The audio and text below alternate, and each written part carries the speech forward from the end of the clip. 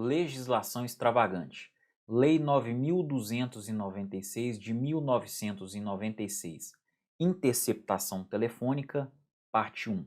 Olá, tudo bem com você? Eu sou Tiago Pacheco, delegado de polícia e professor de Direito Penal e Legislação Extravagante aqui na Prova Concursos. Nesta aula, aliás, aula que será subdividida, em duas partes, estudaremos a Lei de Interceptação Telefônica, perfeito?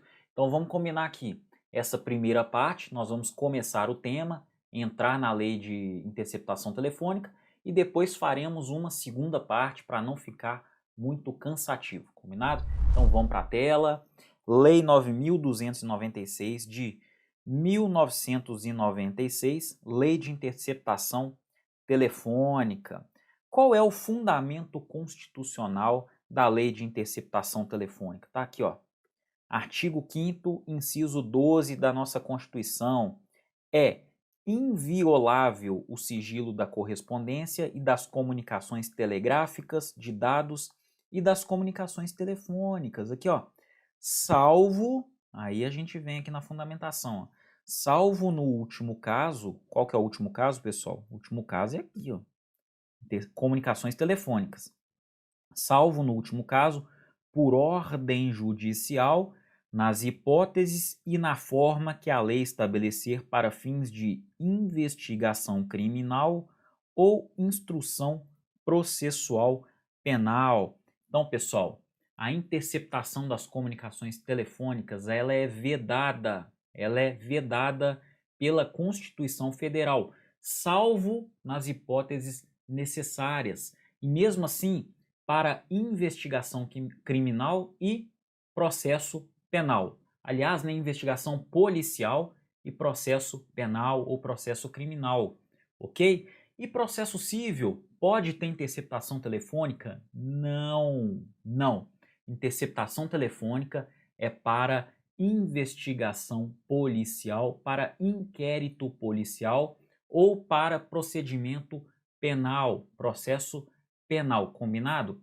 Você pode até utilizar as provas, obtidas na interceptação telefônica, no inquérito policial, por exemplo, de forma emprestada em ações cíveis ou administrativas, mas você não pode fazer a produção dessa prova numa ação civil, ok? Numa ação administrativa, aí não pode. Você pode usar a prova emprestada. A gente vai ver isso com mais calma aqui no decorrer da aula, perfeito? E lembrando sempre, depende de ordem judicial, tá? Depende de ordem judicial. Sancionada em 24 de julho de 1996, a Lei 9.296 regulamenta o inciso 12, que a gente acabou de ler, parte final do artigo 5º da Constituição Federal. Nós acabamos de ver. Bem jurídico tutelado pela Lei de Interceptação Telefônica é a intimidade e o sigilo das comunicações telefônicas, para ser mais exato, Essa lei, quando foi publicada, não teve, vacatio legis, não houve vacatio legis. Ah lá, artigo 8º. Esta lei entra em vigor na data de sua publicação. E artigo 12, revogam-se as disposições em contrário, combinado? Revogam-se as disposições em contrário. Vamos lá, pessoal. Definições. Interceptação telefônica, tá? Para a gente compreender melhor a matéria, temos que compreender também essas definições.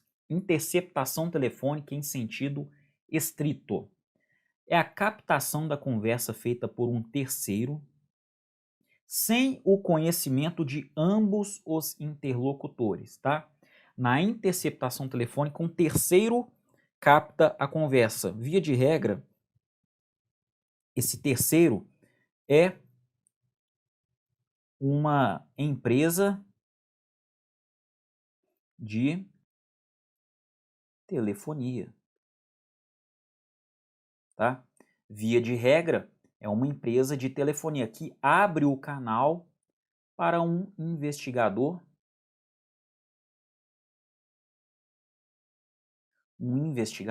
de polícia.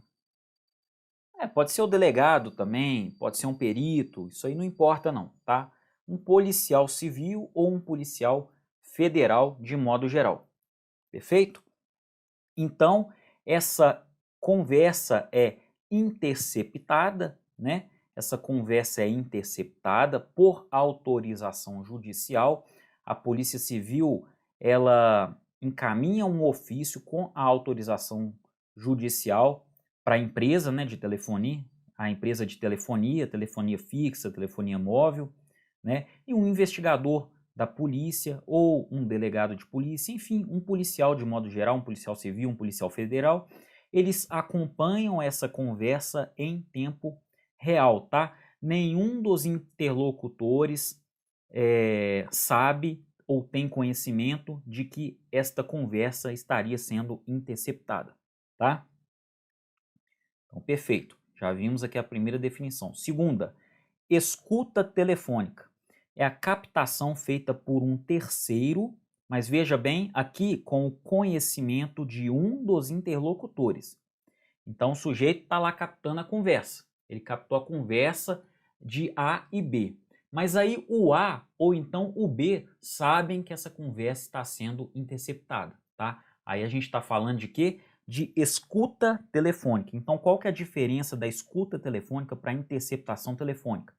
Na interceptação telefônica, nenhum dos interlocutores sabe que a conversa está sendo interceptada, né? Agora, na escuta telefônica, um dos interlocutores sabe que essa conversa está sendo interceptada. Gravação telefônica é a captação feita por um dos interlocutores. Aí é diferente.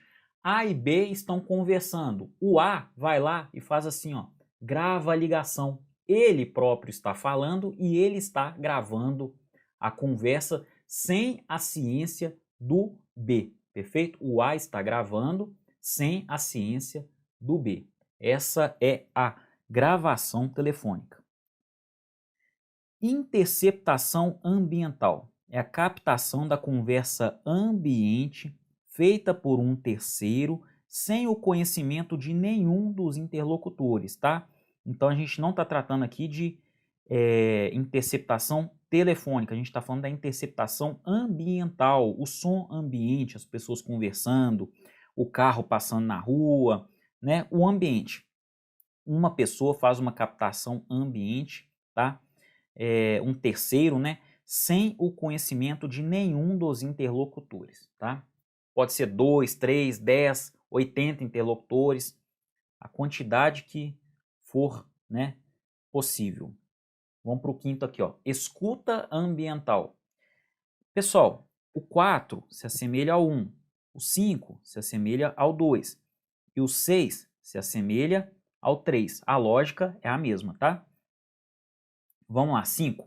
Escuta ambiental é a captação da conversa ambiente feita por um terceiro com o conhecimento de um dos interlocutores, tá? Igual na escuta telefônica. Porém, ao invés de ser telefônica, é do ambiente. E a gravação ambiental, da mesma forma, também conhecida como gravação clandestina, é a captação da conversa ambiente feita por um dos interlocutores, tá? Um dos interlocutores capta a conversa ambiente. Eu estou aqui conversando com uma outra pessoa e eu estou com um gravadorzinho aqui no meu bolso, gravando a conversa, tá? Eu estou com um gravadorzinho aqui gravando a conversa sem que essa outra pessoa saiba que eu estou fazendo isso, tá? Então, beleza, a gente viu os conceitos aí e definições. Vamos lá. A Lei 9.296 de 96 aplica-se somente aos itens 1 e 2, tá?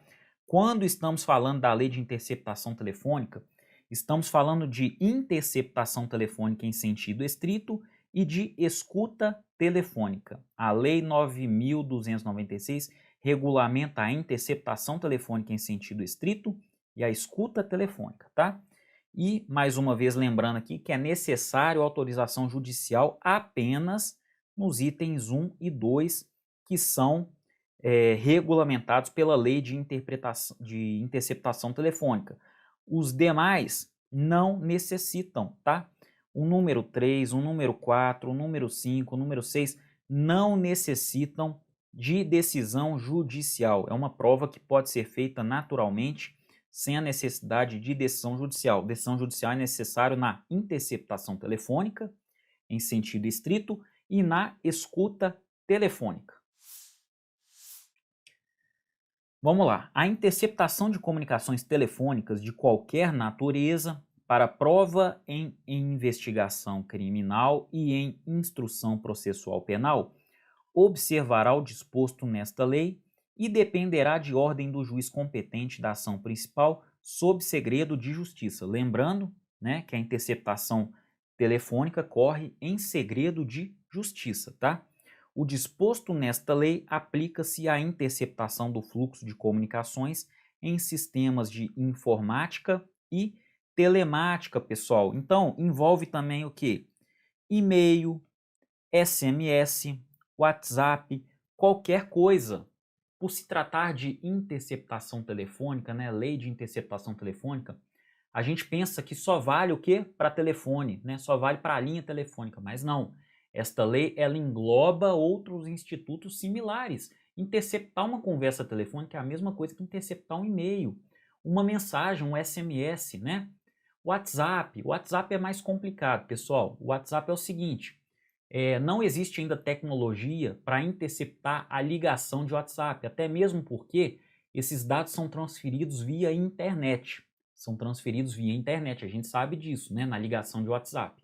Perfeito? Agora, muitas vezes o celular, o aparelho celular de um criminoso é apreendido. E para que nós tenhamos acesso às mensagens, aos áudios, aos vídeos que foram encaminhados e recebidos via WhatsApp, você precisa também da decisão judicial, tá? Você precisa da decisão judicial corroborando esta quebra. Por quê? Porque é uma quebra de sigilo também, tá? A conversa em tempo real, pela ligação de voz ou até mesmo a ligação de vídeo, né, que a gente faz assim, é muito complicado. Ela é até possível, legalmente possível, mas não temos ainda tecnologia que consiga fazer esse tipo de interceptação em tempo real, como ocorre, por exemplo, pelas linhas telefônicas, sejam elas fixas ou móveis, né? Linhas fixas ou móveis a gente consegue fazer interceptação em tempo real. Mas lembrando mais uma vez que ainda assim o WhatsApp é uma importantíssima fonte de captação de provas, tá? Por quê? Se a gente não tem ali a condição de fazer interceptação momentânea, né, de ligação ou de chamada de vídeo, nós temos o conteúdo que fica gravado lá. Nós temos o conteúdo de texto, temos o conteúdo de voz, né, de áudio, temos o conteúdo de vídeo também, que ficam armazenados tanto no aparelho celular do criminoso quanto nas nuvens lá, né? Nas nuvens lá do WhatsApp, nos servidores do WhatsApp, tá? Essas conversas são eternas, o WhatsApp não apaga elas, são eternas. Perfeito?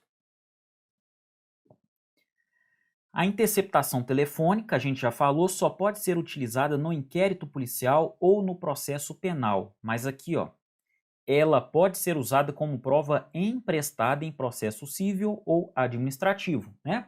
Você não vai solicitar uma interceptação telefônica no processo civil ou no processo administrativo, mas você pode solicitar cópias, né, das conversas que foram degravadas lá no procedimento penal, no inquérito policial, e colocar lá nos seus autos lá de processo civil, tá? Não tem problema nenhum, pode ser usado como prova emprestada. Isso aí é pacífico na jurisprudência, tá? Interceptação telefônica é diferente de quebra de sigilo telefônico. Olha só, na interceptação telefônica, quem intercepta tem acesso ao teor da conversa. Já na quebra do sigilo, a única informação a que se tem acesso é o registro de ligações efetuadas e recebidas, perfeito? Então a interceptação, ela de fato ocorre o quê? Com aquela conversa em tempo real, a conversa em tempo real, né? Quem intercepta tem acesso ao teor da conversa. Não só em tempo real, como aquela conversa também fica gravada para que seja ouvida depois. Os programas, né, da polícia, a gente trabalha com vários programas, não posso falar o nome aqui, porque a gente dá informação interna, é perigoso, né? Perigoso e, aliás, é proibido, né? Então não posso. Mas os programas lá, eles armazenam as conversas, não precisa ficar lá escutando em tempo real. Mas determinadas operações exigem isso, quando a gente está querendo dar um flagrante, por exemplo, né? Quando a gente quer fazer uma prisão em flagrante, você fica ouvindo, olha, a droga vai ser entregada lá no endereço tal, você me espera, eu vou estar no carro tal, pronto, ouviu ali, vai na hora e pega o sujeito, tá? E pega o sujeito. Então a interceptação telefônica, ela é diferente da quebra de sigilo, ó. A quebra de sigilo. Porque a única informação que se tem acesso é o registro de ligações efetuadas e recebidas, né? Então, na quebra de sigilo, informa lá, ó, esse número ligou para o número tal, DDD 31, telefone 3491 4058, por exemplo, inventei o telefone aqui na hora, tá? Ou DDD 11 para o número 985467255, perfeito? Então, e demonstra também ali o tempo da chamada, se teve 3 minutos e 12 segundos, 4 minutos e 17 segundos, tá? Mas é só isso na quebra de sigilo, tá? Na quebra de sigilo telefônico. A interceptação, o conteúdo é completo da conversa, inclusive. Requisitos. Requisitos necessários para solicitar a interceptação telefônica. Indícios razoáveis de autoria e participação. A prova não pode ser feita por outros meios disponíveis, tá? Se puder ser feita por outros meios disponíveis, a interceptação não será concedida pelo juiz da causa. E outra coisa, ela só vale para crimes punidos com reclusão. Então o sujeito está lá, o delegado está apurando um crime de ameaça, tá? E ele resolve fazer uma interceptação telefônica para ver se chega, né, a autoria do delito. Ele pode fazer isso? Não. Por quê? Porque a ameaça não é apenada com reclusão, é apenada com detenção, tá joia? Então os crimes apenados com detenção, você não pode usar a lei de interceptação telefônica, somente crimes apenados com reclusão, tá? Reclusão. Não será admitida a interceptação de comunicações telefônicas quando ocorrer qualquer das seguintes hipóteses. Olha só.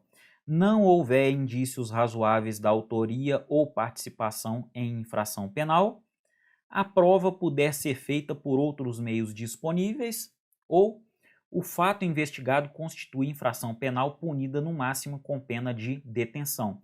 Essa é a famosa interpretação a contrário sensu, né? Se você fazer a interpretação inversa, você chega nesta conclusão que a gente acabou de ver aqui, perfeito? Agora eu tenho uma observação. Encontro fortuito de provas, né? Isso é chamado também pela doutrina de serendipidade, tá? Serendipidade. O crime apenado com detenção conexo ao apenado com reclusão, você pode utilizar a interceptação telefônica também. Por quê? Porque esse crime apenado com detenção, ele é conexo àquele crime apenado com reclusão. E o delegado está fazendo uma investigação relacionada com este crime apenado com reclusão. Mas por ironia do destino, ele chega também a apurar um outro crime aí, que é apenado com a pena máxima de detenção. Não tem problema. Por quê? Porque estamos falando aqui de um encontro fortuito de provas, tá? Encontro fortuito de provas, isso não vai anular o procedimento, isso não tem nenhum vício, não causa nenhum vício processual, tá joia? Em qualquer hipótese deve ser descrita com clareza a situação objeto da investigação, inclusive com a indicação e qualificação dos investigados, salvo impossibilidade manifesta devidamente justificada, tá? Se for impossível e essa impossibilidade for manifesta, tudo bem, tá? Tudo bem, essas informações não serão levadas aos autos, mas é necessário o quê? Justificar, perfeito? Justificar. Quem requisita a interceptação telefônica? No inquérito policial é o delegado de polícia, tá? O delegado somente no inquérito policial. Agora, o promotor de justiça no inquérito policial e no processo penal, tá? Então, se for inquérito policial, ela pode ser requisitada pelo delegado ou pelo promotor de justiça, tá? Agora, em fase de processo penal, somente o promotor de justiça, perfeito? E o juiz também, ou tribunal, né, composto por desembargadores, de ofício, também pode requisitar, tanto no inquérito policial ou no processo penal. não é muito comum, tá? Não é muito comum um juiz ou um tribunal fazer isso de ofício. Mas a doutrina fala que não há nenhum tipo de vedação, tá? Se o juiz entender que isso é necessário para a investigação, para o processo penal, ele pode sim requisitar de ofício, perfeito?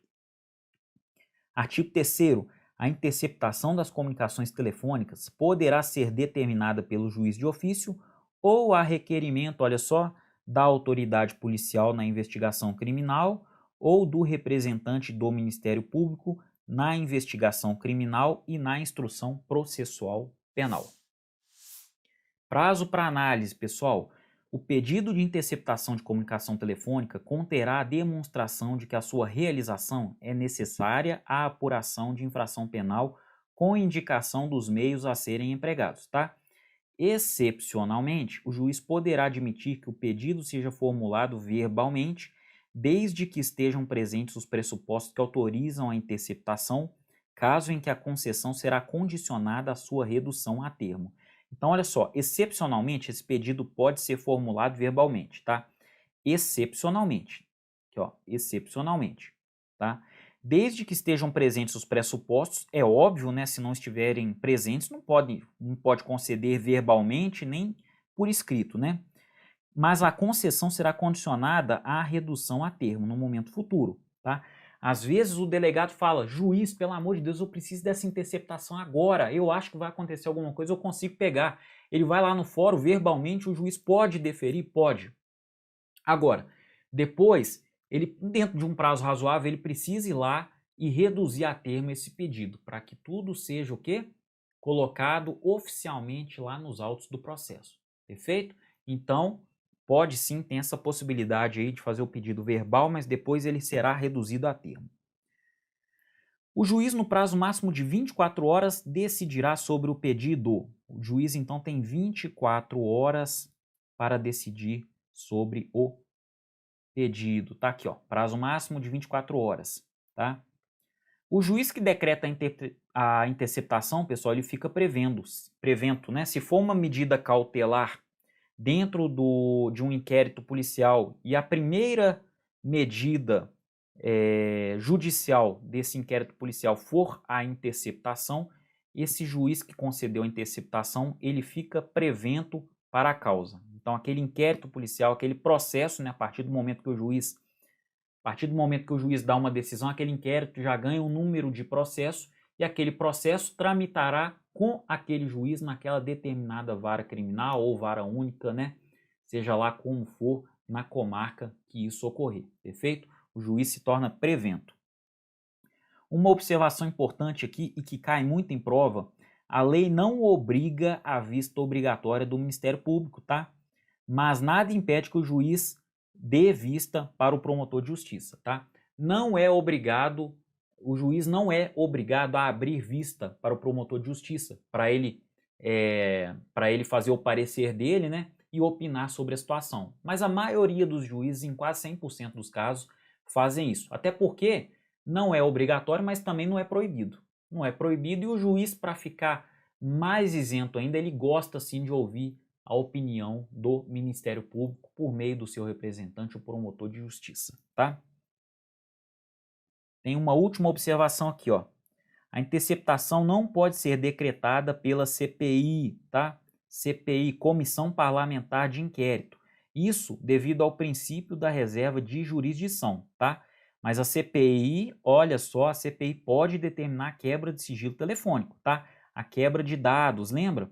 A quebra de dados e ter acesso aos telefones e às ligações que foram efetuadas, né, em determinado período, inclusive com o tempo de ligação, tá? Agora, o princípio da reserva de jurisdição impede que a CPI decrete a interceptação telefônica, tá? Isso aí não pode, isso realmente fica com um juiz ou um tribunal, é óbvio, né?